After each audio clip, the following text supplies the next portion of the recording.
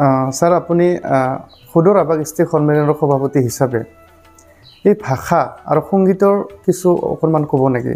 আজি আমি দেখা পাই আহিছোঁ নৱপ্ৰজন্ম উঠি অহাবিলাকে সংগীত লাইনত বহুত ওপৰত গৈ আছে। আমাৰ ভাষা যিটো আমাৰ ৰাভা লেংগুৱেজ ভাষাটোৰ সেইটো মানে কোনেও মানে গুৰুত্ব নলোৱা নিচিনাই লাগি আছে। মই দেখি আছোঁ, মই শুনি আছোঁ।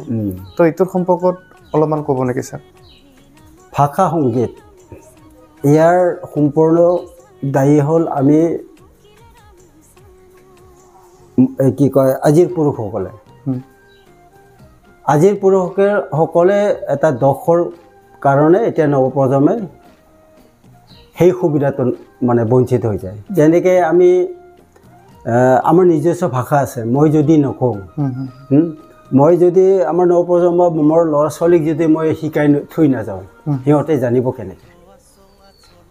এইটো হ'ল মানে আমাৰ যিটো জাতিটোৰ এটা মানে খুব এটা বেয়া চৰিত্ৰ বুলি ক'ব লাগিব। এতিয়া মই এইখিনি ক'ব পাৰোঁ যে আমাৰ 6টা সংগঠনৰ ভিতৰত এতিয়া ভাষা কোৱা সংগঠন একমাত্ৰ সুদূৰ আৱাসী সন্মিলনৰ সাহিত্য সভা আৰু বাকী সংগঠনবিলাকৰ ভাষা নকয়।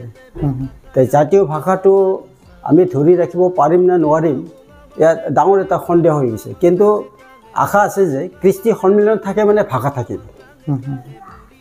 কৃষ্টি সন্মিলনত থকা মানে ভাষা থাকিব, সাহিত্যও থাকিব। কিন্তু কৃষ্টি সন্মিলন যেতিয়ালৈকে ধ্বংস হৈ যাব, সম্পূৰ্ণ সাহিত্যও ধ্বংস হ'ব। কাৰণ এটা কথা আছে, কৃষ্টি সংস্কৃতি হ'ল আপন, সাহিত্য হ'ল দাপন। এতিয়া সাহিত্যবিলাকে সেইটো মানি ল'ব নোখোজে, আমি ডাঙৰ বুলি ক'ব বিচাৰে। এতিয়া কৃষ্টিবিলাকে আমিহে ডাঙৰ। আমি যদি ভাষা নাৰাখোঁ, আমি যদি কৃষ্টি নাৰাখোঁ, সাহিত্য কেনেকৈ সৃষ্টি হ'ব?